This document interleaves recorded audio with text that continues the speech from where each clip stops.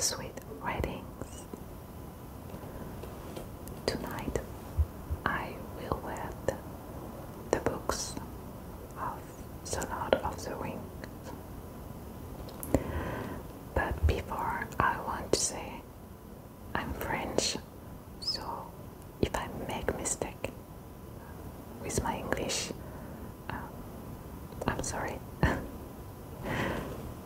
I try to speak English without any translation, so I will present you the books.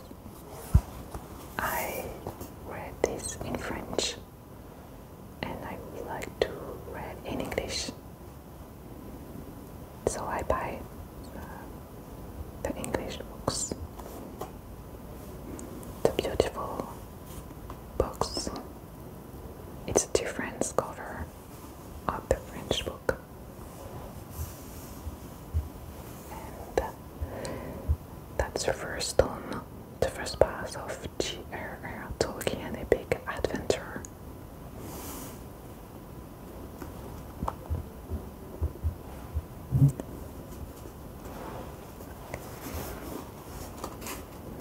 Back, synopsis, and author box.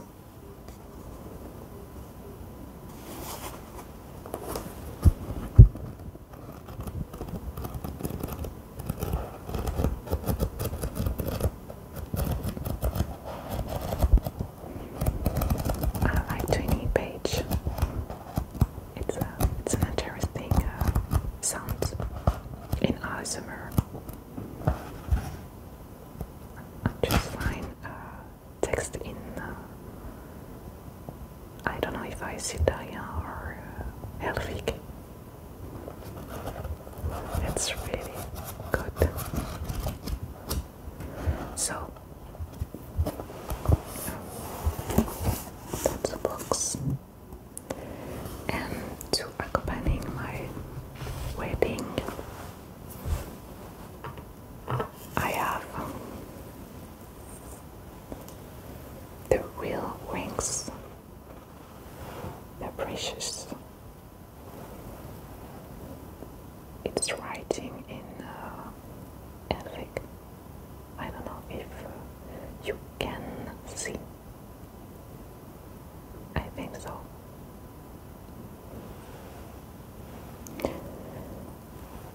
This is a necklace of my nicest. She's nice to give me a necklace for my video and my reading. It will accompany me. I hope my English is well. I hope you can understand me.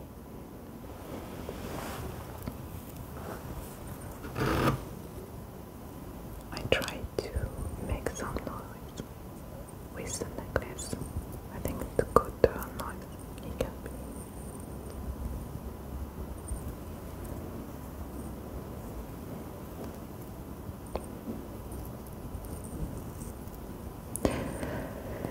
So now I will read the books, but before I put a music that I made, I've seen the cover of The House of Healing sung by Liv Tyler in the movie, and a compositor accompanied me. He made the composing. I don't know if I am okay with that. Yeah, it gave me chills the first time that I hear the song, and I hope you like it. So I will stopping the waiting.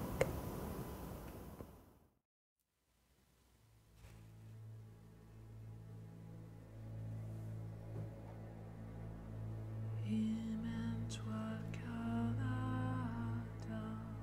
souhaitant les coins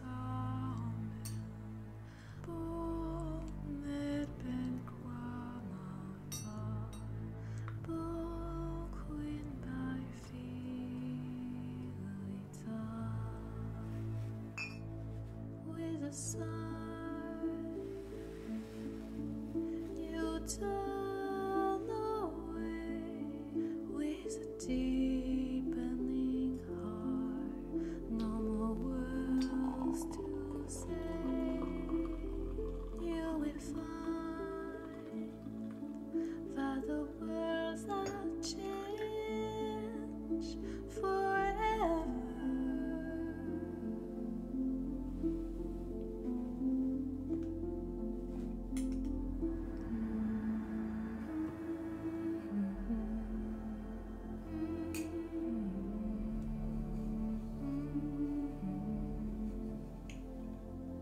And the trees are night, turning full greeting cold.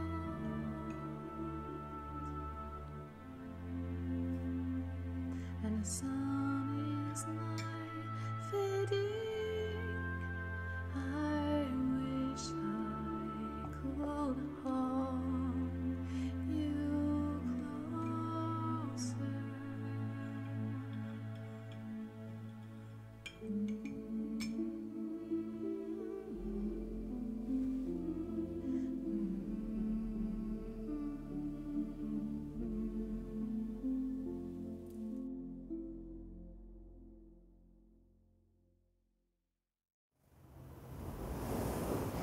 The Fellowship of the Rings.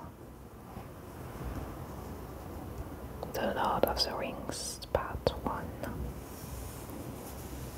And the rings accompany me for the reading.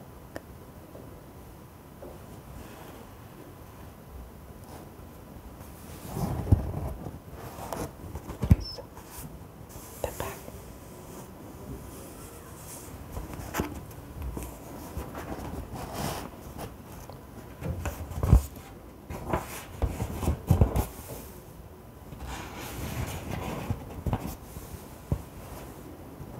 Three rings for the Elven King under the sky, 7 for the Dwarf Lord in their ocean, 9 for mortal men doomed to die, 1 for the Dark Lord on his dark throne, in the land of Mordor, when the shadow lie, 1 ring to rule them all, 1 ring to find them, 1 ring to bring them all and into the darkness behind them, in the land of Mordor where the shadow lie.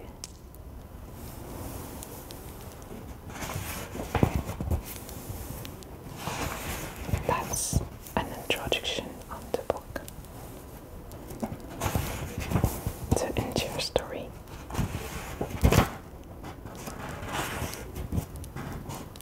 From Tolkien.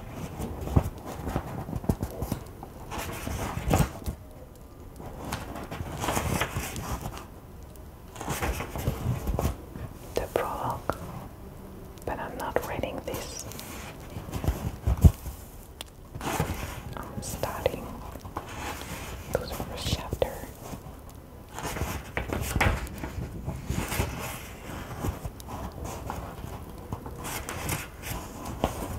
That's it. Being the first part of the Lord of the Rings. Book 1. An illustration of the map.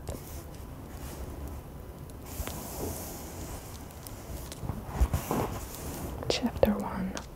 An unexpected party. When Mr. Bilbo Baggins of Baggins announced that he would shortly be celebrating his 71st birthday with a party of special magnificence, there was much talk and excitement in Hobbiton. Bilbo was very rich and very peculiar, and had been the wonder of the Shire for 60 years. Ever since his remarkable disappearance and unexpected return, the witch he had brought back from his travel had now become a local legend.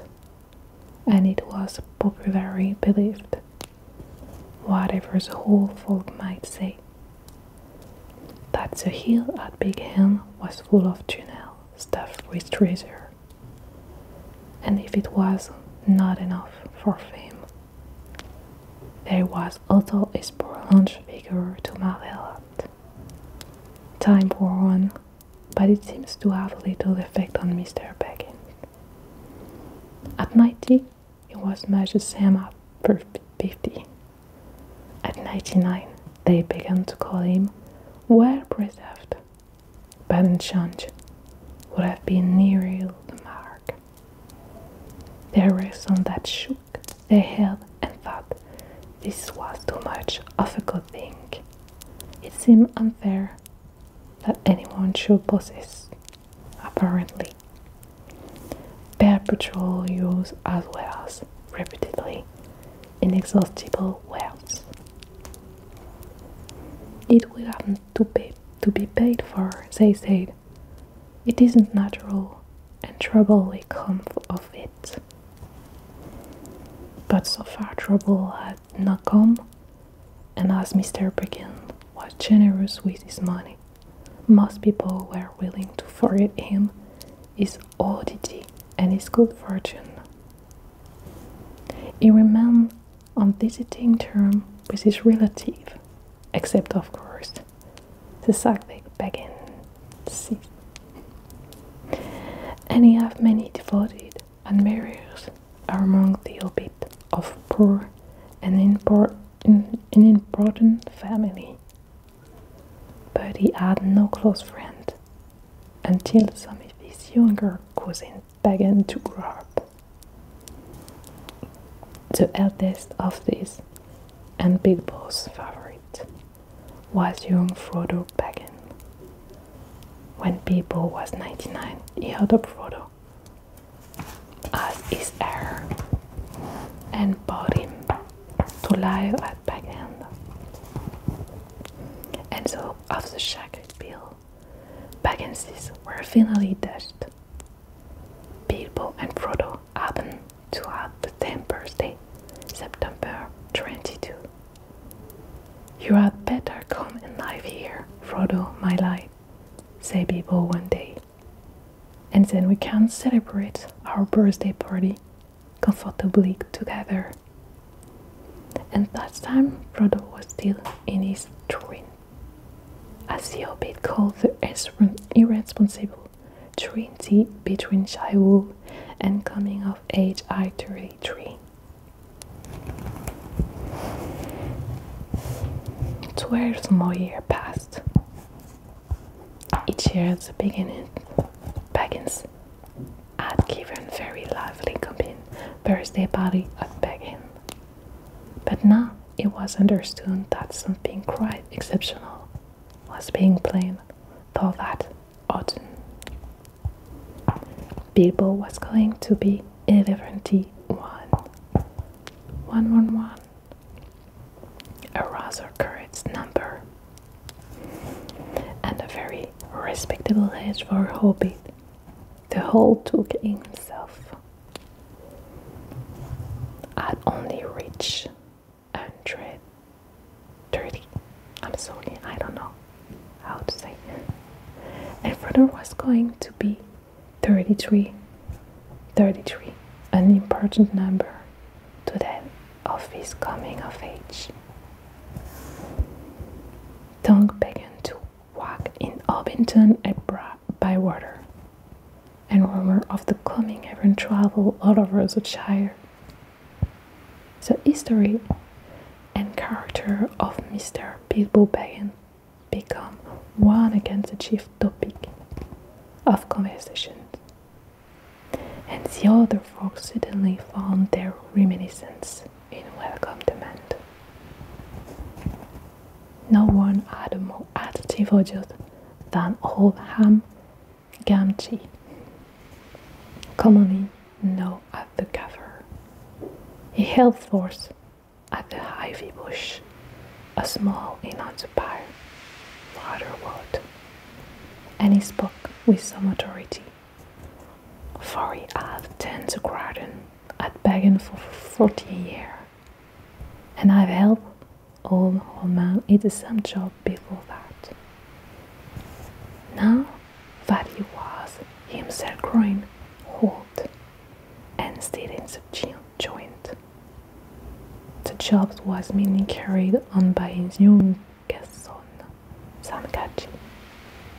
Both the father and son were on very friendly terms with both Bilbo and Frodo.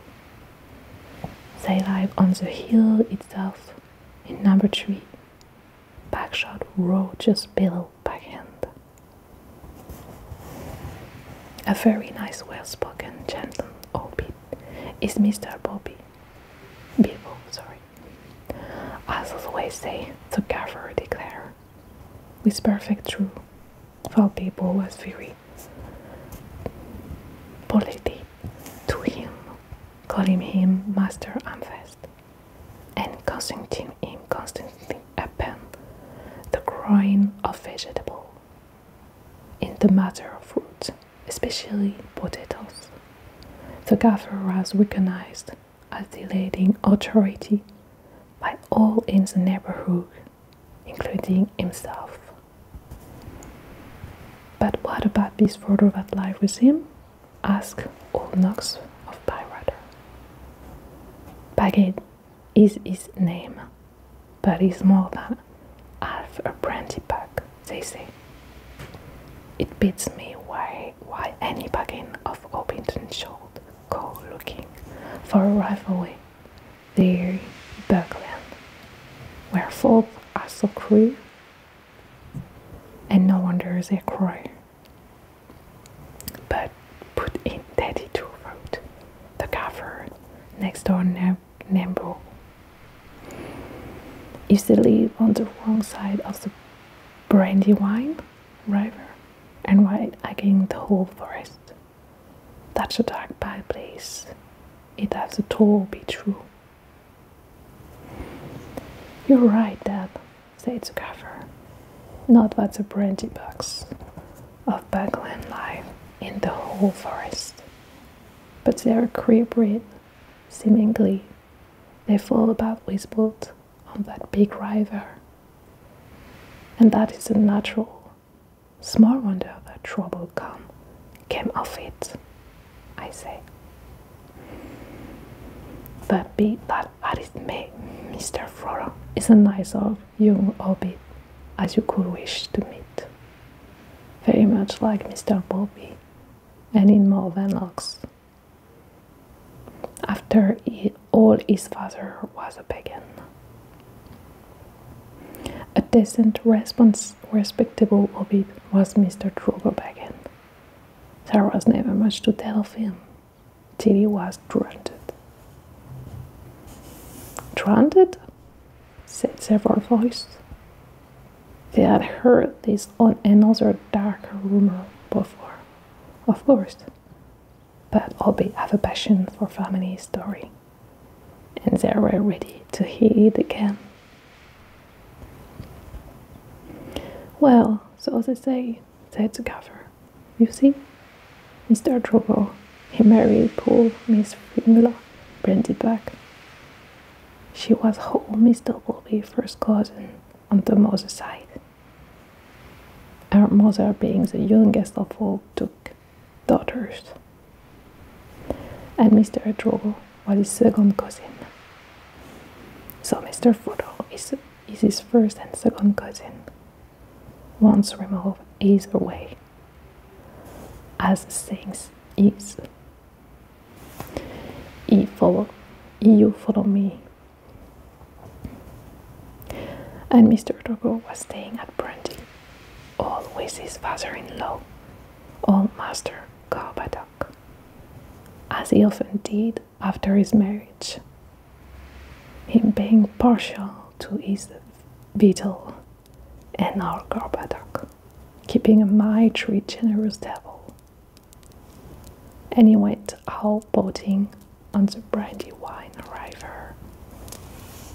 And he and his wife were drowned, and poor Mr. Frodo only a child and all.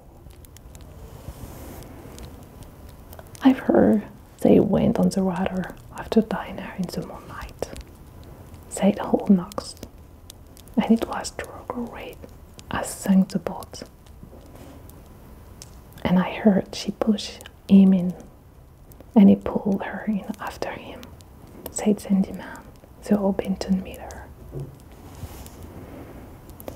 You should listen to all you hear, Sandyman, said the Gaffer, who did not much like the Miller.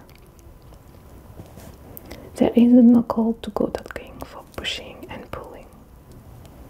Boats are quite tricky enough for those that sit still without looking further for the cause of trouble. Anyway, there was Mr. Drogo, left an orphan and strength, as you might say, among those rare Bucklanders, being brought up anyhow in brandy, all that. A regular run by all accounts. Old Master Carpaddock never had fewer than a couple of 100 militian in the place. Mr. Bilbo never did a kind deed than when he brought the lad back to live among decent folk. But I reckon it was a nasty knock for those Sackville Bagginses. They thought they were going to get back in. That's time he went off and was thought to be dead. And then he come back and orders him off. And he goes on living and never looking at the altar. Bless him. And suddenly he produced an error.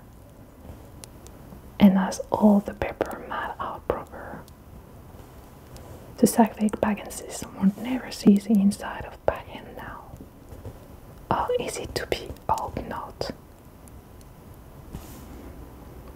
There are a tidy bit of money tucked away up there. I hear tell, send a stranger, a visitor, and business from Michel Beving. Interesting, and also top of your heel is full of journal packet, with chest of gold and silver and jewel, by what I heard. Then you've heard more than I can speak to, answer the cover. I know nothing about jewels. Mr. Bobby is free with his money, and there seemed no lack of it. But I know of an journal making. I saw Mr. Bobby when he came back, a matter of 60 years ago. When I was late, I not long come apprentice to old one man, him being my dad's cousin. But he had me up at the handbag, helping him to keep folk from trembling and trespassing all over the garden, while the sale was on. And in the middle of it all, Mr. Bobby came up the hill with a pony and some mighty big bag and a couple of chests. I all thought they was mostly full of treasure he had picked up in the foreign bar. Well, there'll be mountains of gold, they said. But there wasn't enough to fill tunnels. But my lad Sam will know more about that.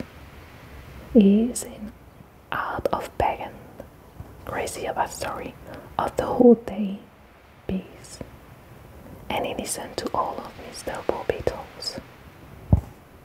Mr. Bobby has learned him his letter, meaning no harm, mark you, and I hope no harm will come of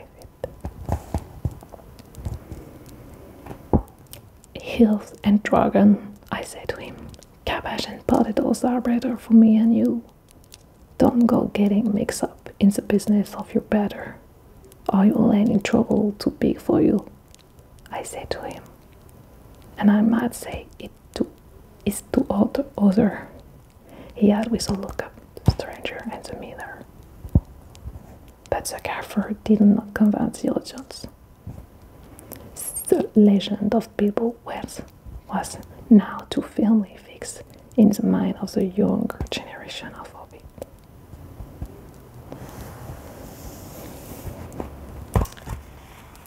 This is the end of the reading for tonight. I hope you like my reading, and I hope you understand me in English, because this is not my first language, my natural language. Maybe I made some mistake, and so I'm sorry.